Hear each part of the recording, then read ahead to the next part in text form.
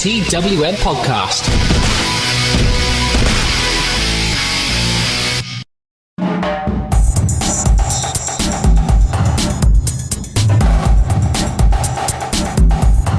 Hello and welcome to this review of WWE Money in the Bank 2020. I am Matty Deller and we came here to talk about someone getting yeeted.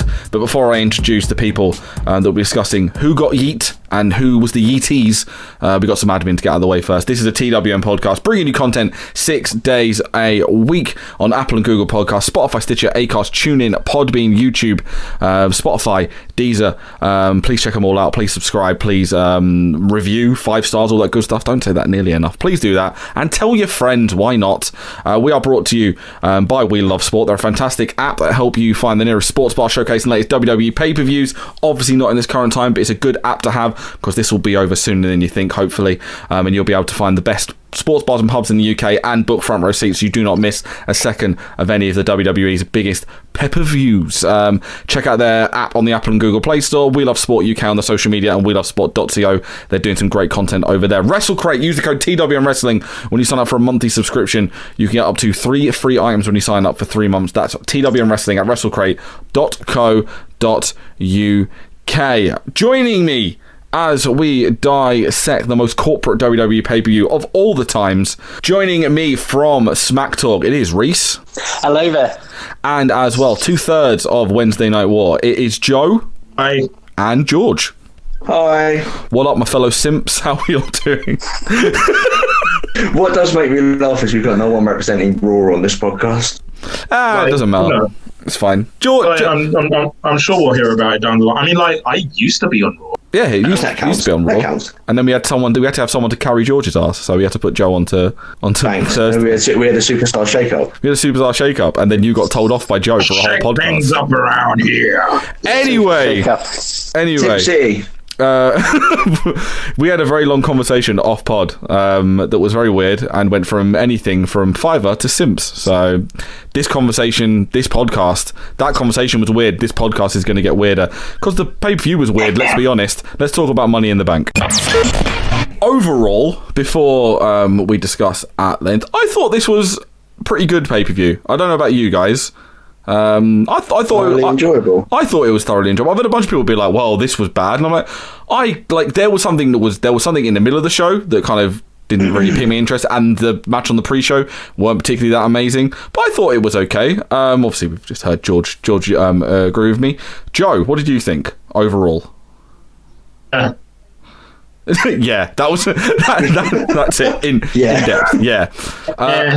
I said, actually, Both are accurate for you. Just yeah or Rhys, did you enjoy the show? I thought it was pretty average until the main event, and then I think that's the main reason I was watching was the Money in the Bank matches. This was very much, if a pay-per-view could be the dictionary definition of a one-match card, it was very much this. It was all centered around this, to the point where it dawned on me how much effort they'd put into this when I'd looked at the clock and was like, there is like 3 title matches left, and we are 3 matches left, including Money in the Bank, and we are 45 minutes into this pay-per-view. The pre-show, not a lot happened other than JBL being allowed to have a sword, and that was his reasoning for him picking Asuka to win Money in the Bank. I have a Japanese sword and American beer. I want Asuka to win, Mago. No. Like, didn't I write a little? So, I have not. What have you got there, Bradshaw? A knife, Mago. Oh yeah, no, that was great on Twitter. That did pop me massively. We then have our pre-show match: Jeff Hardy over Cesaro. Jeff Hardy banging out the old school atomic drop, and I thought that someone's been looking at that Rick Rude Twitter account. Which meant when I wrote that down, I started looking at the Rick Rude Twitter account and stopped paying attention to this match. And what he also didn't do was bang out no more words. Yeah, but someone told me off on Twitter for that. I was tweeting the pre-show while I would say Rich's was working. He was finishing, like, grinding on FIFA Ultimate Team. And I just went, oh, I'm really annoyed I haven't got no more words. And then someone was like, actually, he's waiting for the live crowd to come back before he bangs it out. I was like, oh, okay, fair enough. Apparently he said that he's waiting for the crowds to come back. The result of this match teaches kids an important lesson. By the way. Yeah? Yeah, it teaches kids to do drugs because it will make you stronger than people who are straight edge. If there's a moral to this story, is that in the long run, Jeff Hardy won over CM Punk because he's still here. Cesaro yeeted Jeff on the guardrail, rough landing. Technically, can you call Cesaro straight edge because he like drinks loads of coffee? Well, yeah. Oh, do straight edge people not drink coffee? I'm fairly certain. They abstain from any like addictive things. They abstain from smoking, drugs, alcohol, coffee, promiscuous sex. CM Punk. Yeah, that was your. I remember in Ring of Honor, CM Punk would often say like, "I don't do promiscuous sex," and then you look at his history and you're like, I've just got off the phone with Chief, and he just said this ain't it. And basically, all you need to do is insert the GIF of Family Guy. Yeah. Have you seen that comic of someone? That video of AJ meeting Lita when she's a kid. Meeting who? Oh, AJ meeting Lita. Yeah. Yeah, someone made a comic of that with AJ saying, "When I grow up, I want to be just like you," and then 10 years later, cut to CM Punk. Yeah, I know. It's amazing, isn't it? Cesaro's got an Instagram page dedicated just to drinking coffee. It's called like Claudio's Coffee. Yeah, or Claudio's something like Coffee. that. Yeah. I follow it. All of his like, if you're watching anything on Up Down Down, all of his stuff is just Claudio's Cafe because he's a coffee pervert. He's not so. We're just out with Cesaro as he's not straight edge. He's a pervert. He's a coffee simp. That's what he is. Cesaro battered Hardy and yeeted him over the guardrail. Looked quite rough. They fought back. We got like a backslide rolled through into a twist over a near fall. Cesaro hit his knee on the steps, and then we got a barrier clothesline. He just rolled him in and hit the swanton for the win. This was a match. I stopped paying attention about five-ish minutes in, and then looked up, realised I'd not written anything down, had to quickly just like scramble, been like, oh, this happened, but it was a match. It was to get reps in. It should have really been Jeff Hardy and Sheamus, but alas, they didn't want to do that. We got a Money in the Bank montage of top 10 moments. I did put this on Twitter at TWM Wrestle, but I thought it just bears repeating that they showed obviously Rollins cashing in at WrestleMania 31, and I just thought, like, first of all, they dropped the Rollins curb stomp from this video because they banned the curb stomp for a few years. Now they've cut Roman out in this. I said eventually they're just gonna say that at WrestleMania 31 Seth Rollins found the WWE title inside his briefcase. I was like, ran to the ring, went, I found it, and then just like swinging it around his head. They're just gonna cut out all reference to the match. I'm sorry, but like, what references cut out more? Do they cut out more of the main event of WrestleMania 31? They cut out more of the main event of WrestleMania 20. I knew that was coming. Yeah, no, someone said that on Twitter as well. They were like, what was the other one they said as well? They went, it'd just be like when Randy Orton mysteriously found the World Heavyweight title at SummerSlam 2004. And I was like, yeah, it would be, wouldn't it? How about who did he wrestle at SummerSlam? Who did he wrestle to? Stevie Richards. Oh, right, okay. Yeah. Can I also just add in that, going back ever so slightly, I also looked into Straight Edge. You also live a vegan or vegetarian lifestyle. I didn't think Punk did that. I think that there's got to be a scale to this. There is. Hey, hold on. Hasn't Punk got a Pepsi logo? Yeah. Isn't Pepsi like very highly caffeinated? Yeah, but I imagine like what I'm saying is it might be a Pepsi Max. Yeah, there's like levels to it, I imagine. No, Pepsi Max is sugar free. It's still got caffeine. Yeah, so got caffeine in it. Yeah. And caffeine-free cola tastes like garbage. So don't have it, kids. So far, what we've learned, what we said there is we've spoken about straight edge, and we've encouraged people to drink caffeine and take drugs. This is what we've gained so far. Let's move on. SmackDown Tag Team titles, the opening match, New Day over Lucha House Party, Forgotten Sons, and Miz and Morrison. This was if we discount Money in the Bank, because that was more of a spectacle than a match, this was my favourite match on the entire show. This was enjoyable. It had the Forgotten Sons in it, it automatically loses. Yeah, but then also Me and Matty last night. it had Metalik because with his hair like full on OG Psychosis with giant hair, and That's true. And Grand Metalik did a madness in this match. He was basically like the MVP of this match. He was brilliant. Wasn't it, let's say Dorado did the maddest move? He did the Spanish fly, didn't he? Off the with Jomo. Yeah, but like the crazy pin off the top rope. That was mad. Oh yeah, no, he did that as well. But I was thinking of the Spanish fly. The Lucha House Party were fantastic. Sorry, George, go on. Is it just me with Lucha House Party? Is it just me there that they annoy when they don't have matching gear? They never wear matching gear. It really winds me up. Well, if you're a tag team, you should always have matching gear. You should always have matching gear, but they never do. I thought the entire thing is that they're lucha. They're the only luchas in the division. That's what sets them apart. Their matching gear is the fact that they're wearing, honoring the lucha tradition. Oh the yeah. The lucha tradition wouldn't necessarily have them all wear matching colours. Okay, fair enough. A lot of this match was a lot of spots with Metalik, and then the Forgotten Sons basically clearing everyone out. And then the Forgotten Sons work over Metalik and keep New Day at bay, who, by the way, are doing the and because there was no proper WrestleMania, are doing the long con with their paint by numbers gear. They've just stretched it out even longer now. It's brilliant. They've been doing that for longer. I've got a paint by numbers, and I've been doing it for about 4 months already, and I'm about like 5% through. It's a delightful insight into Reese's life. The match, actually, the move you were talking about, I've just remembered what move you're talking about, the Mad Pin. That was the Springboard Dragon Rana, wasn't it? Where he did the... Yes, it was. Yes, that's what it's called. Which he just banged out as a transitional move. I'm like... You just banged it, let me just... And then he banged that out, Springboard Dragon Rana into a pin. And I was like, what? Where did that come from? I'm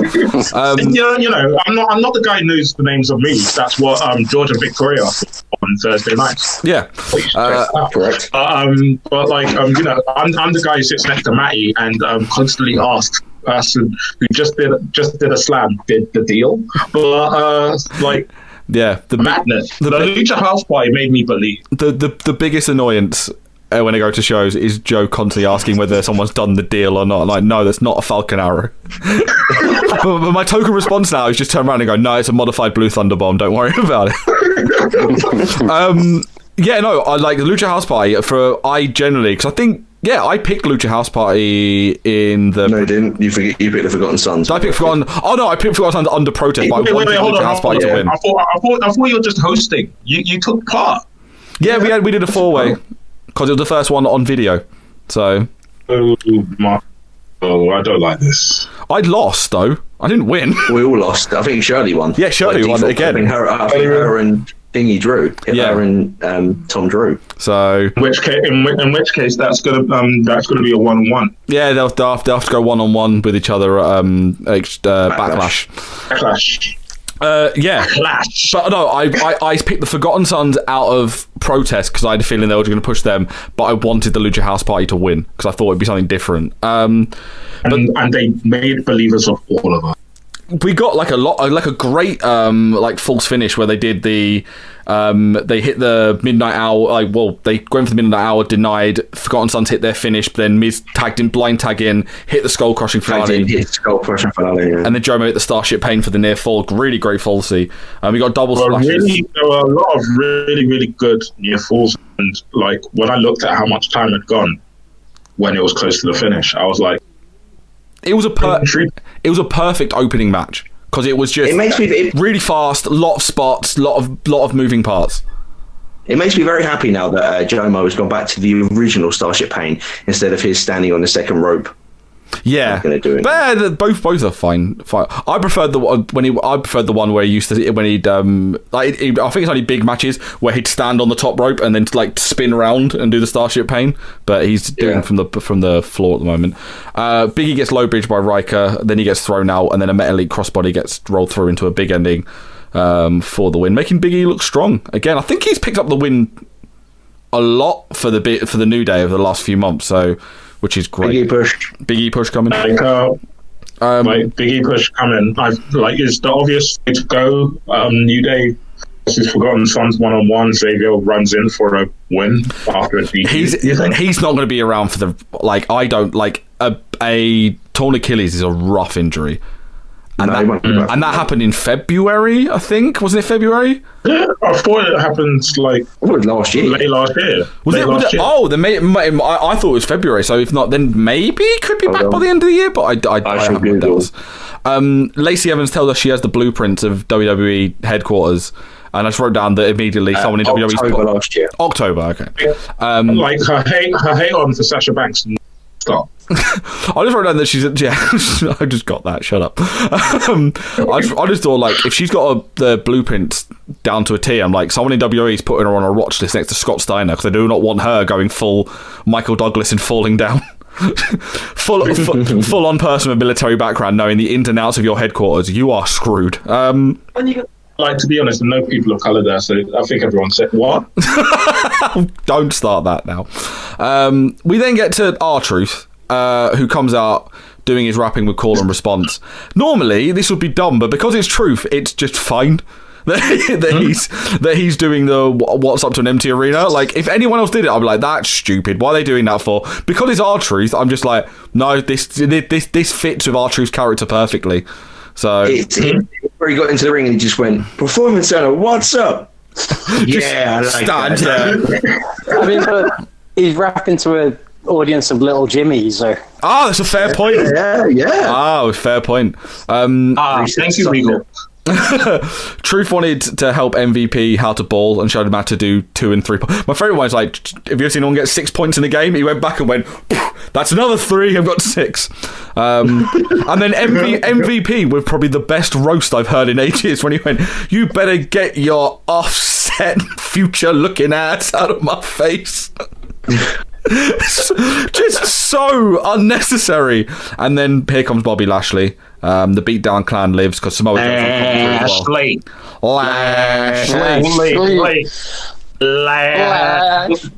So does this mean we're getting Kenny King debut in WWE soon? Yeah, confirmed. The Beatdown Clan's gonna reunite on Raw.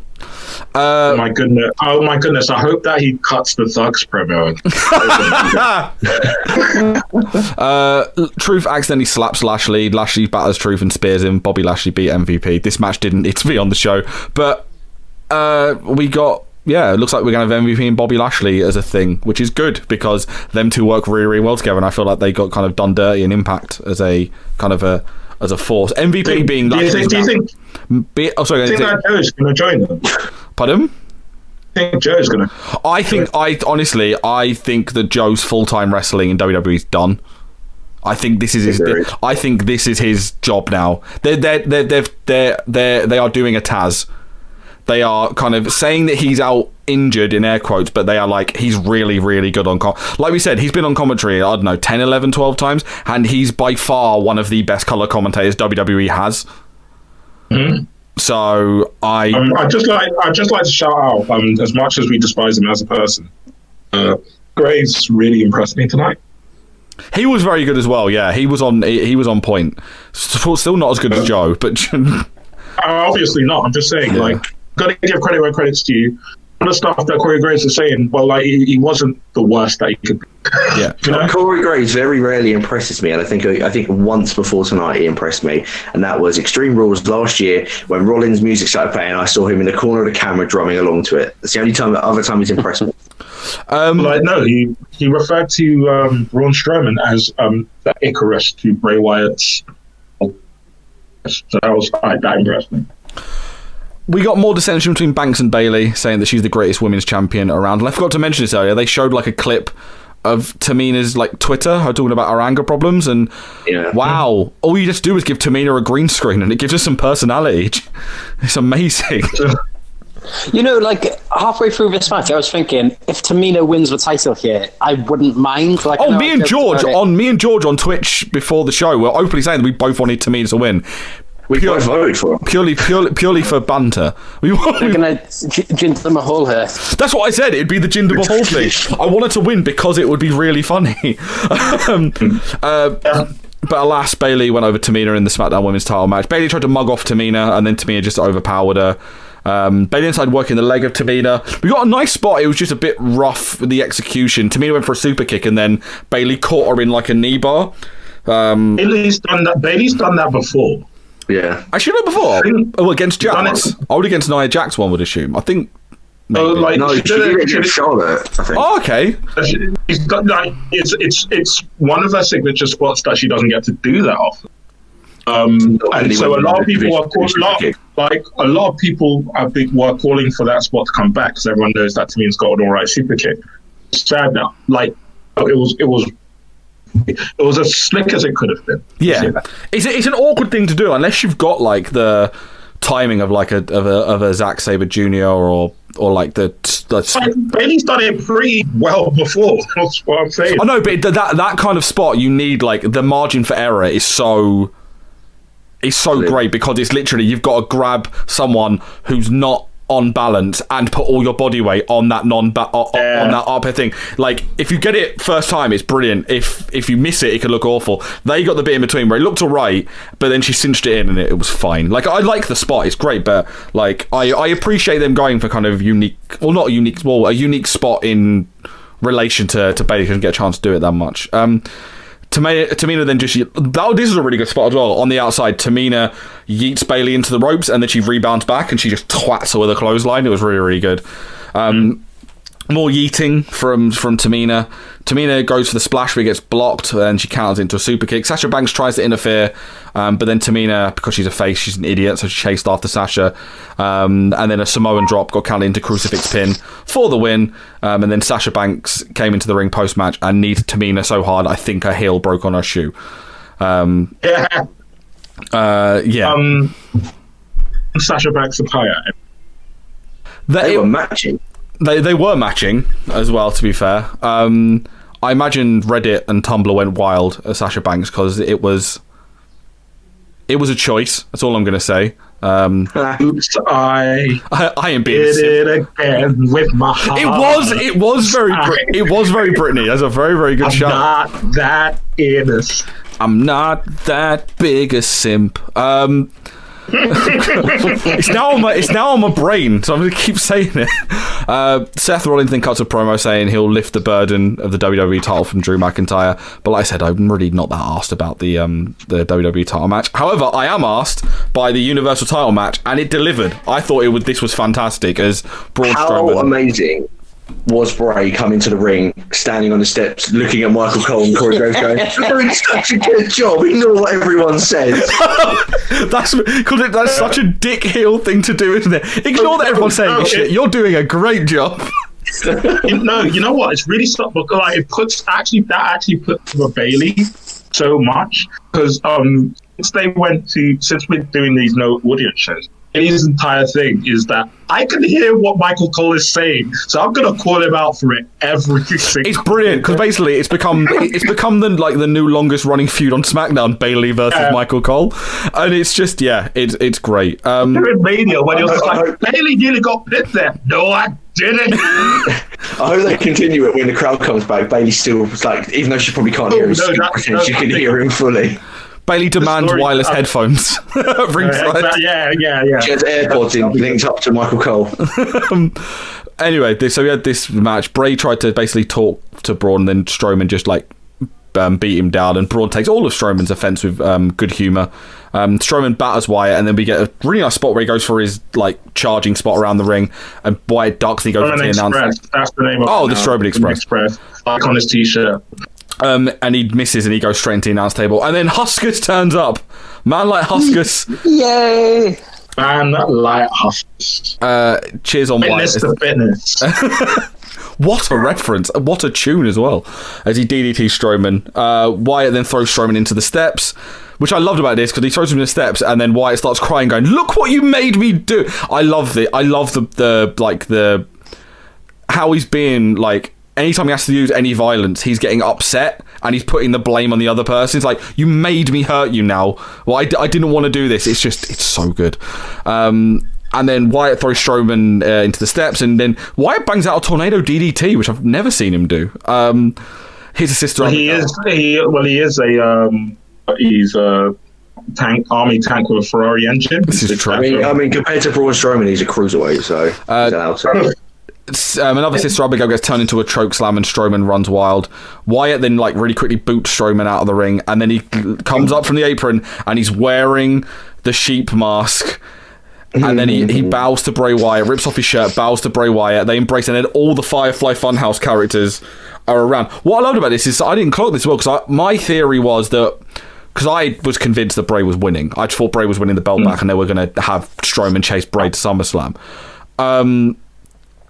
I was like, I had a theory that Braun was like going to be pinning Bray in the Power Slam, be like 1-2, and then like they do some sort of edit and the Fiend's underneath him and he locks in the claw. And someone went, and then someone did tweet us saying that could happen because they've taken the live off of the WWE logo. And I was like, oh, they have. So this whole bit was pre-recorded, so it looked as clean as it did. So, and it works as well. Because you had all like the Firefly Funhouse characters around. And by the way, did you see that Brian Alvarez on Twitter making? I'm really hoping he was joking, but he tweeted being like, "Oh, we can have a puppet at ringside, but fans aren't allowed." It's clearly joking. I hope he was. That's only the second dumbest thing he said. True. I think he said it's dumb. Yes. Yeah, I was going to say, Reese, what's the dumb? Can you say? What did you say? What is it? What is? Yeah, I feel like I don't know whether Joe's baiting you into this or he generally doesn't know what's the dumbest thing Brian Alvarez has said. I generally don't. Well, he was kicking off about Otis, how Otis could climb the ladder even though he broke. Oh yeah, no, and then, yeah. That thing though, that spot, the spot in general didn't make sense. They shouldn't have done it to begin with. But we'll get to that during Money in the Bank. Like honest, if he was, I'm going to do it now. Sorry. If he was going to do that spot, like he should have like rolled out the ring and gotten a ladder. Yeah, like, Big Show. Like Big Show in a chair. And the ladder. He did it with Money in the Bank. He got a giant ladder out. All right. Yeah. All right. That's cool. Yeah. He stomps on the... Anyway, back to this. Strowman stomps on the mask, power slam for the win. And I feel this decision is win-win, Reese, because Bray didn't lose out as it's not the Fiend. Braun gets a big marquee win. I don't think anyone came out of this looking bad. Yeah, and I think it's building to a Strowman Fiend feud at some point down the line. So when I saw it was Strowman against Wyatt, I knew it wasn't going to end well. It ended cleanly, but I know it wasn't going to be decisive, and it wasn't going to be the end of it. Yeah, something would happen, whether it be Strowman join Wyatt or there's something like we got. The end of this was pretty much that Strowman outsmarted Bray, but the whole point of it is not outsmarting Bray. It's outsmarting the Fiend, and obviously that's going to be the final boss for Strowman, and we'll see what happens. I feel like another story it could have gone with was where Bray Wyatt, the man, is so emotionally invested, I'd say, into everything he does. Strowman just took advantage of his state of mind. Emotionally got so happy that Strowman had the mask on, and everyone was saying, the puppets were saying, "Join us, Bray." Join us, Braun. And then Braun just took advantage of that lapse of judgment from Bray Wyatt. Yeah. Well, see, I wonder if Wyatt is trying to maybe get him into a false sense of security by making Strowman think he's immune to these mind games and he's got the upper hand. So he's maybe less cautious going forward, but then that's when the Fiend strikes and gets him. Maybe. I honestly sat down an event. I don't know, but it's just obvious to me. Someone's going to challenge Strowman. I'm going to imagine it's probably going to be like a Sami Zayn. Zayn's out injured. He's injured. I don't know. He's not injured. I think he's just not coming because of. I think he has a niggling injury that's stopping him from competing, but not one that's going to keep him out completely. Okay. Is he still the Intercontinental Champion? Yes, he is. He is indeed. Strowman's going to challenge someone and then finish him. Yeah. And that's going to be backlash. Backlash from the Fiend. That's got to be the billing. Tucker. It's going to be Tucker. It's going to be... Watch it be King Corbin. TWM podcasts are brought to you by We Love Sport, the fantastic app finding you your nearest sports bar showing the latest WWE pay-per-views. We Love Sport has over 400 of the best sports bars and pubs in the UK at your fingertips and allows you to book front row seats, giving you the best views of the action. You can also check out what sports are being shown over the next 7 days, making sure you don't miss a second of the action. Download the We Love Sport app on the App Store or Google Play Store. Follow We Love Sport on all social media platforms at We Love Sport UK and check out welovesport.co.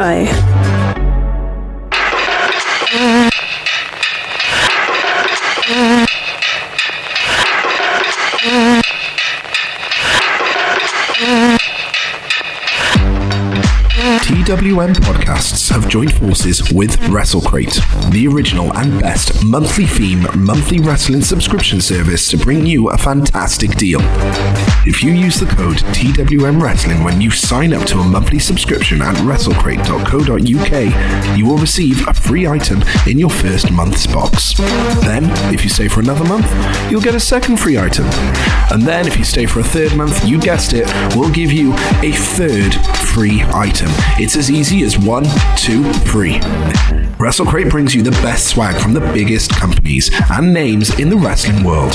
We're talking t-shirts, photos, pins, DVDs, vinyl figures, and loads more from WWE, Progress, Shakara, NXT, Fight Club Pro, and loads more.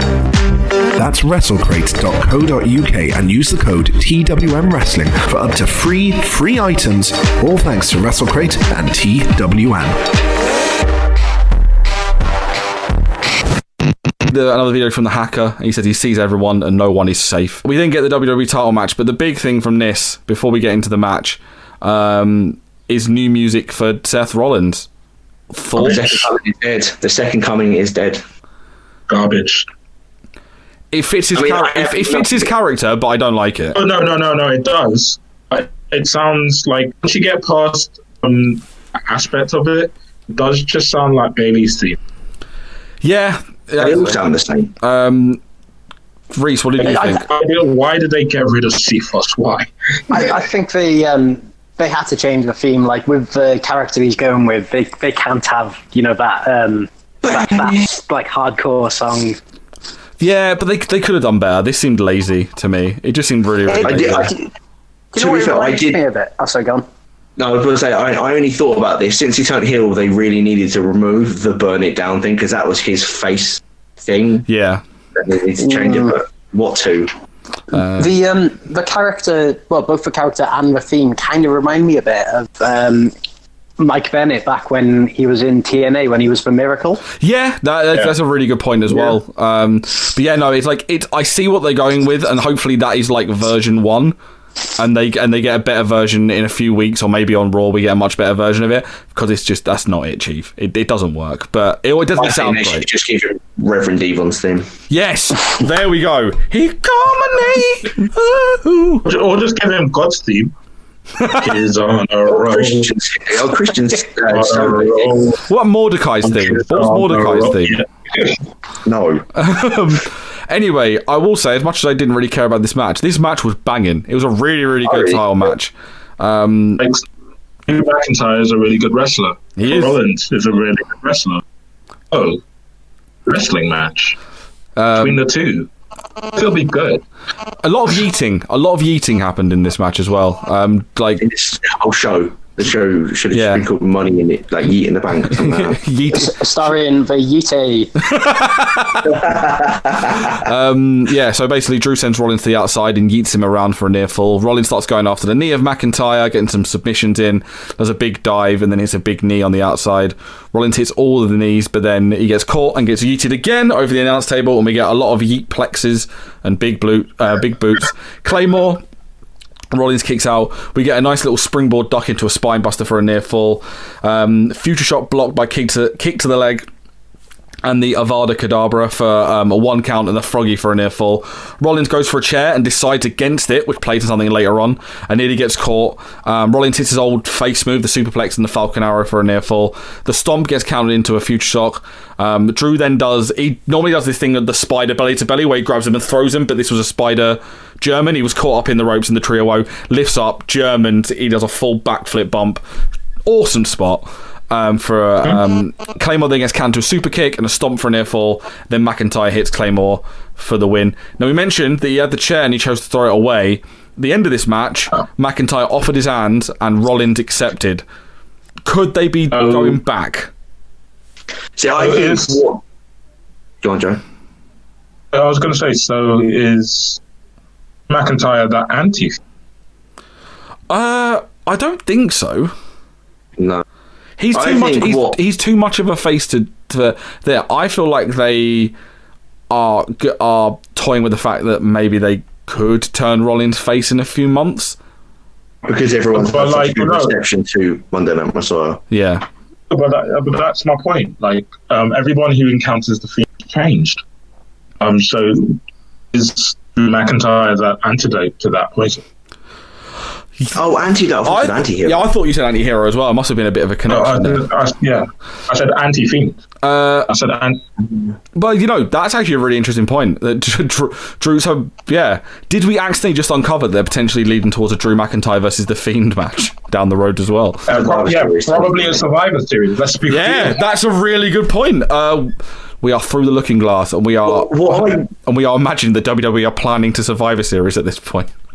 You tried to get them to plan to WrestleMania next year last night. Oh, this is I did. I was planning for. What I would like to see from this whole Rollins shaking the hand is not a face turn. It is his way of being written off TV, because we all know him and Becky are going to we're taking time off soon. Obviously, we don't know when the pandemic's over. I feel like him shaking the hand will then piss off his disciples, who then reject him as Messiah, beat him down. Rollins is off TV. Him and Becky go and get married. Done.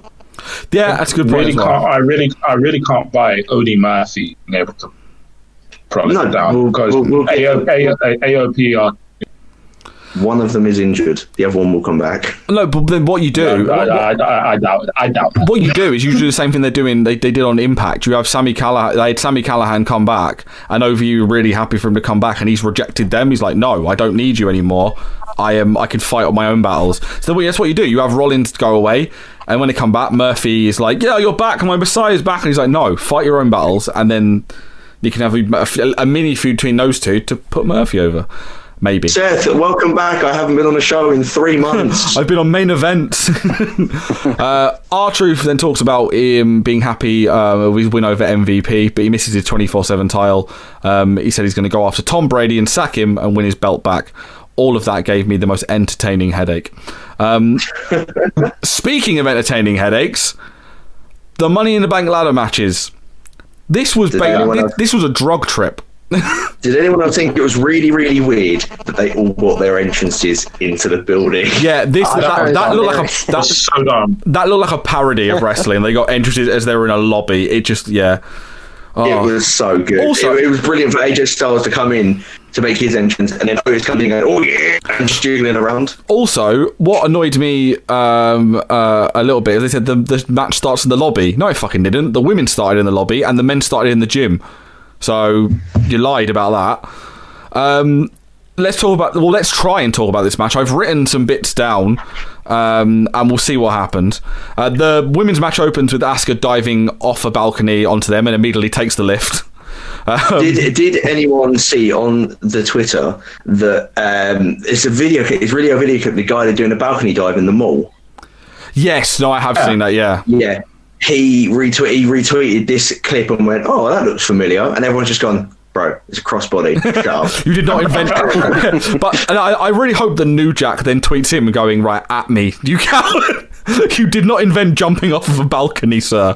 And I really hope that he responded in kind as Akti and now that he's on New Jack's list. Bombs away. Yeah.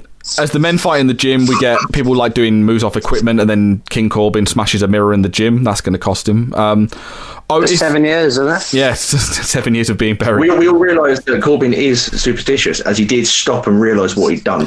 I hope he was just thinking about how much it was going to cost him, because he knew Vince was going to charge him for that. Otis pins AJ Styles onto some weights, and Ray just goes, "Nah, fam." And then we see Brother fucking Love in the toilet. What the hell? Apparently, the most unrealistic part of this is Brother Love washing his hands after going to the toilet. Everyone fights everywhere as Asuka sneaks out, and then Baszler follows her. Black then sneaks off as Bryan kicks Corbin as Otin cheers him on, then Bryan runs off. We then see the most... I've written something offensive. I'm going to change this. The most creepy-looking Doink the Clown I've ever seen. Yeah, generally, that was generally terrifying. Carmella, Nia, Baszler, and Brooke fight in a boardroom. Dana twats Nia with a chair and then grabs the wrong briefcase. And Stephanie McMahon, full on, like an NPC, does the Mario, your princess is in another castle. Yeah.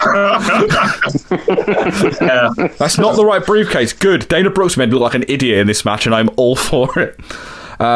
Of course you're all for it. If you want to know, check the description of this podcast. No chance. There's something else in that thing there. I found a brilliant meme. No one's seeing it. Carmella hits Dana with a photo of herself and then pegs it right into a Lacey's woman's right. AJ Styles doesn't care about the briefcase. He's just on the hunt for Rey Mysterio because he refused to help him up. Basically going, you didn't spot me, bro, therefore I'm going to hurt you. He gets spooked by a photo of The Undertaker, and then AJ finds a casket and gets PTSD. Alistair Black then locks him in the room with the casket, and then we see Paul Heyman. He didn't lock him. He just shut the door. There was no lock on it. He just shut the door. Oh yeah, he just shut the door, and because AJ's from... Shut the door. Yeah, he's just in mid panic attack. Didn't realise. I could just walk out. Good while. Paul Heyman was just sat in catering on his own with loads of food, and then everyone turns up, and Otis loses his shit, and there's a food fight. This is the most incoherently stupid thing in wrestling. Is why are they having a food fight? Because it's Vince McMahon. That's what.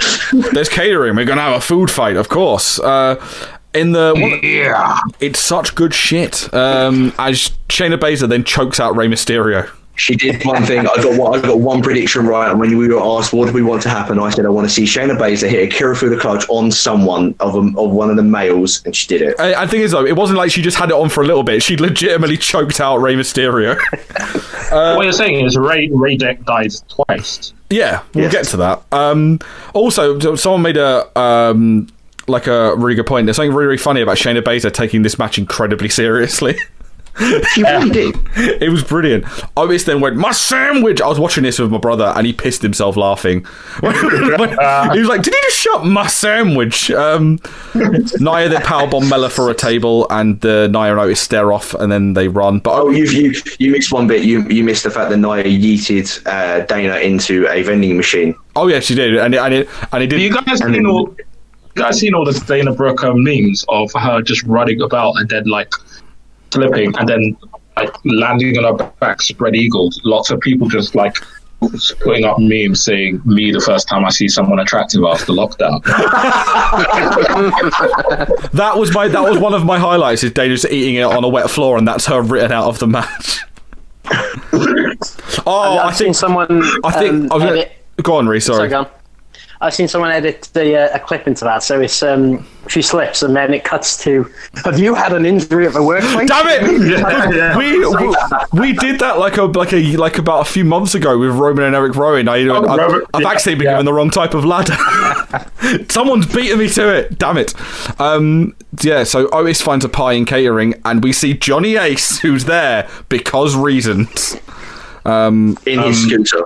On his scooter. Was he there for the Bella twins or the Bella mother? I don't know. I'm not sure. Otis then runs off, and Asuka gets angry at a Jana, and then Dana eats it on the wet floor, and that's her out of the match. Of course, AJ and Daniel Bryan end up in Vince's office fighting.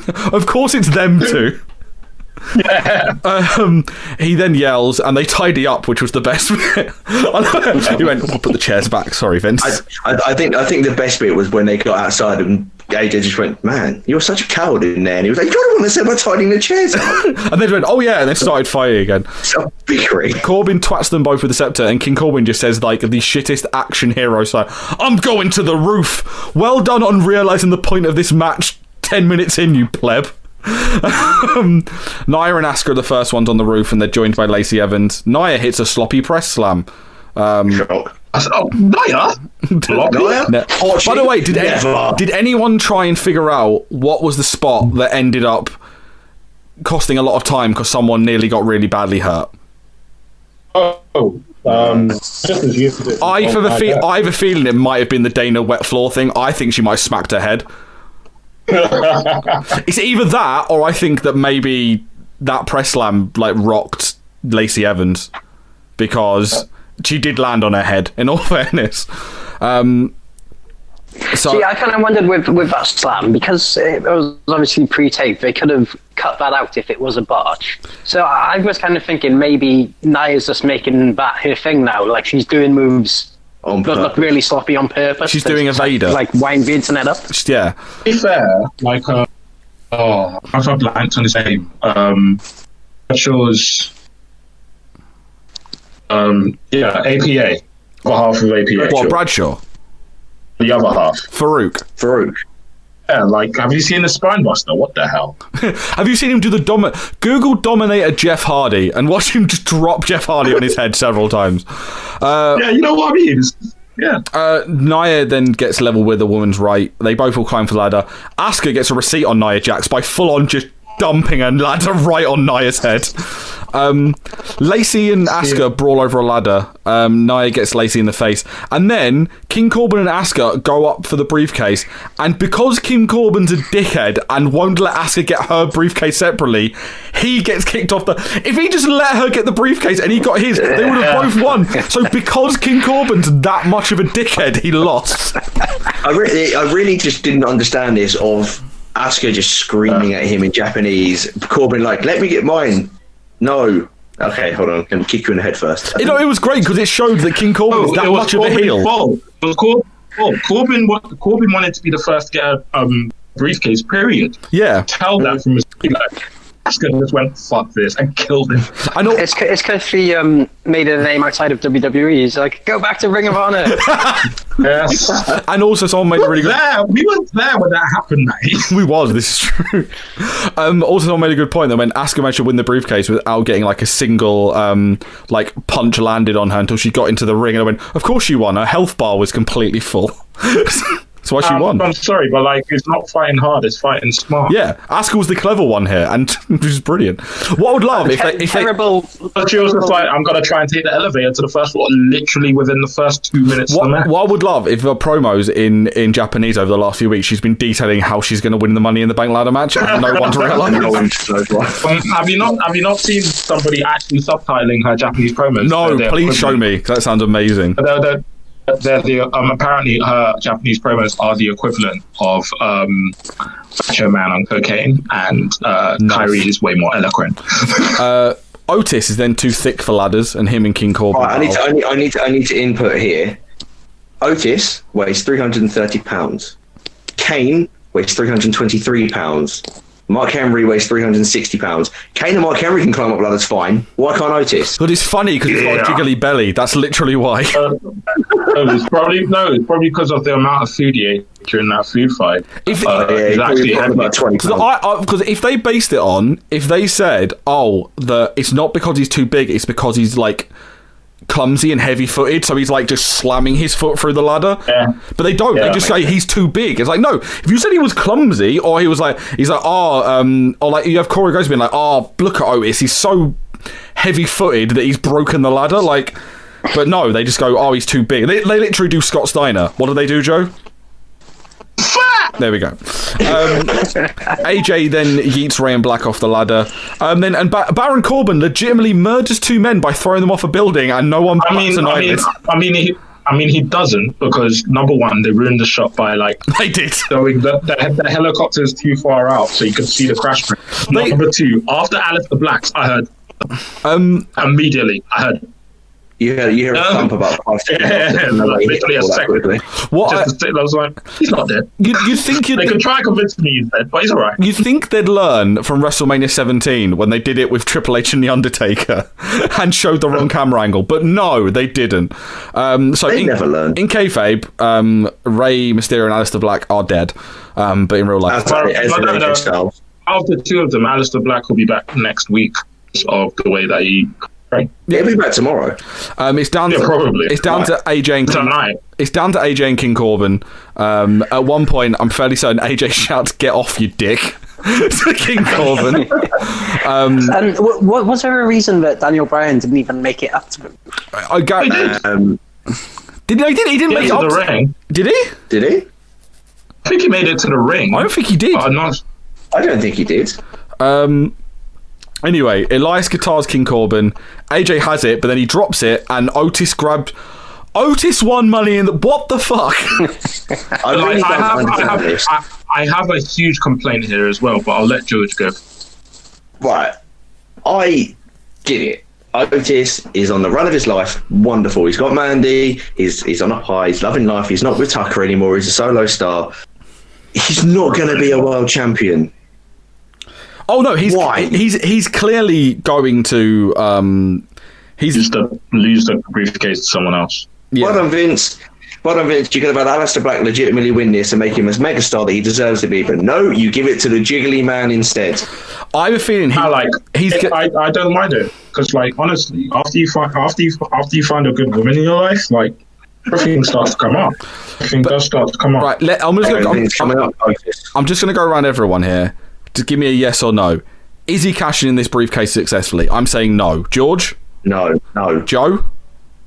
No. My other complaint was this is the second ladder match in about as many months, which has ended in a similar way. We'll come back to that. Rhys, what do you think? No, because Big Swerve, Mandy Rose turns on him, cost the title. Yeah, I think either that happened or the hacker costs him the thing. There's something's going to happen. What was the other ladder match, Joe? WrestleMania. Oh yeah, they the same spot, didn't they? Proving they felt that they could do it because wrestling fans have short memories. They don't have short memories. I wouldn't be surprised if I'm the SmackDown hacker bitches. I wouldn't be surprised because obviously Otis' main gimmick is he's not the most intelligent man, but he's very, very entertaining. I wouldn't be surprised if WWE book it, he is goated into putting the briefcase on the line and then loses it. I wouldn't be shocked if by SummerSlam Corbin's got the briefcase, he's won it off of Otis. But I just feel like we should get Shinsuke Nakamura, just nick it off him and run away. I feel like Shinsuke Nakamura is going to be the next ring. Anyway, That was Money in the Bank 2020. We've kind of give our overall views at the beginning, but let's give our grades of the show, and we'll start with you, Joe. You know what? It's a B to the circumstances. If this was any other time, maybe it'd end up being a C. In the Back is my favorite pay-per-view. Yeah, that's it. I enjoy other pay-per-views because of the people that end up watching it with in a wider community. But Money in the Bank is the pay-per-view that keeps me back to this godforsaken product. And while the match itself delivered, I'm not sure about the rest of it. A Seth and Drew match came far too early in terms of and whatnot. Bray Strowman was all right. I enjoyed Becky Tamina for what it was, but whatever. And the rest of it was just anything. It felt like all of those matches could have happened on Raw and or SmackDown. They didn't need to have it as Money in the Bank. It's a B. Yeah. And that's considering the circumstances. It would be a C without that. George? I'm going to be a bit more brutal. I'm going to say a C+. I want to give it a plus to make it feel nice. Agree with Joe. The matches could have easily been booked onto a Raw or SmackDown or whatever show. Rollins and Drew was great. Maybe could have been slightly longer. The same with Tamina and Bayley. That could have been given a bit more time and not had Tamina look like an idiot. The Money in the Bank match was, entertaining. These cinematic Hollywood style matches are very entertaining. I'm pissed at Otis winning, but that's just my opinion. I say C+. Rhys? I'm going to say B. I think the card was good. It wasn't anything too bad with it. It was just kind of very average. Like you guys said, it could have been an episode of Raw or SmackDown. There were the title matches, of course, which you don't normally get on the weekly shows, but there weren't any title changes. So it did just feel like a very good episode of like a Raw or SmackDown. The Money in the Bank match, though, that bumps its rating up a bit. Like, if it was that match alone, I'd give it an A. Purely because kind of, when you think about all the Money in the Bank matches in history, like, they all do kind of blend into one, but this is going to sort of stand alone as a thing you're not going to forget. So, very special main event, I think. I'll say C+ as well. Looking at things I enjoyed, Money in the Bank was a thing to witness. Is one of them. Like we said, Firefly Funhouse was the most meta thing WWE has done. The Boneyard match was like one of the most best theatrical things they've done. This was the most surreal thing WWE's ever made, and I really enjoyed it for that and that alone. Drew and Rollins was really, really good. Strowman and Wyatt was really, really good, and the opening tag match was really, really good. Tamina and Bayley was fine. The other Jeff Hardy and Cesaro and R-Truth and Bobby Lashley didn't need to be on a pay-per-view. They're both Raw matches, if not main event matches. I don't need to see either of them. They don't need to be on a pay-per-view. Yeah, so it really does it probably would be like a C, if not a C- if it wasn't for the opening match and the Money in the Bank ladder match. Those really held it up, but this was very much a one-match show. I think that kind of balanced it out as like a B- C. So it's if you've got, and also it does help the fact that it's like one of the shortest pay-per-views WWE has ever done. It clocks in, I think, if you don't watch the pre-show, and the pre-show is literally a match, so you could watch that in like 5 minutes if you wanted to. The pay-per-view clocks in at 2 hours 30, so it's a really short. I feel like if they had more scope to do more about the ladder match, and I'd have been 100% welcome if they did that. The only thing we didn't cut literally the rest of the matches. Yeah, it should have been. If they did like a 3 hour long thing with bits. I wouldn't even say 3 hours. It should be an hour and a half. Oh yeah, an hour and a half just match. Actually, that could have been. And also, Dana Brooke didn't get thrown off a building, so it loses points for that as well. And I'm also. If you want to know why, check the description of this podcast. As an overall show thing as well, is last Monday we got the Viking Raiders beating the tag team champions, which normally means we're getting a tag team match for the titles. Was it? No, it wasn't on there. No, it wasn't at all. Also, quick poll. I want a quick poll between you three and myself. What would you rather win if you were in the position to be a WWE superstar? Would you rather win the Royal Rumble or the Money in the Bank? Money in the Bank. That's why I love it. So Joe Bank, Matt Bank, Rhys? Money in the Bank. It's more of a moment when you win, isn't it? When you cash it in, that moment is... Yeah. Winning the Royal Rumble is a moment all by itself, but you're not... Money in the Bank gives you the scope to shape your own future. True. That's the way I see it. I'm a dickhead in it. So and Rumble, nowadays, you're not guaranteed a main event spot. And the pop you get from cashing in, i.e. Rollins, Bayley, Ziggler, is immense. Yeah. Anyway, if you want to get in touch with us, Twitter, Facebook, Instagram at TWM Wrestle. Subscribe to us on Apple and Google Podcasts, Spotify, Stitcher, Acast, TuneIn, YouTube. Next Monday, we start. We've got a brand new podcast series starting, Anything But Wrestling, where we talk to some of your favourite wrestlers about anything but that. Starting off with when I spoke to Millie McKenzie. It gets weird. Check it out. It's really, really fun. Anything But Wrestling starting from next week. We've got loads of stuff recorded and loads of stuff lined up as well. On TWM.news, we've got a written review from Victoria Tazagi. We've also got a review of episode 1 of the Undertaker Last Ride documentary that dropped last night on the WWE Network. We've also got a review of the Bella Twins book coming out on Tuesday. We've got a Dark Side of the Ring, What We Learned. We've got Red vs. Blue, and we've got loads of fun stuff coming up. And then don't forget, also, next week we'll be on the road to AEW Double or Nothing 2, so that's exciting for sure. I'll see you there for a 3-way prediction contest with Victoria. Oh yes, I mean that means there have to be another lot of predictions, isn't there, for that lot. Anyway, social media, Joe. At It's Leo Rush. Yes. Oh yeah, go listen to the Leo Rush pod. We've plugged it enough, and now it's happened. It completely escaped my mind. It's a really, really good interview. Joe absolutely smashed it, and there's some fantastic conversation. My particular favourite is the rather funny way that Leo Rush came up with his finish of the come up. It's actually quite a cool story. So please. I will also be very happy. That was partly my. Joe asked me and Victoria on Thursday, have we got any questions for him? And mine was, how much does it hurt to do the come up? It's a really, really good interview. Really, really good. Please check it out. Also, he's got an album out today. We should have that. Yes, Ever After. It's a I'm going on Spotify now. I'm really excited to listen to that. Oh, we might have to get someone to review that, maybe. George, social media. At George_Geal_. Rhys, social media.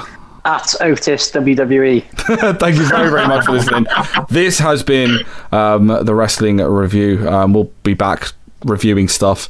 AEW Double or Nothing in a few weeks. Enjoy Anything But Wrestling next week. See you later, simps.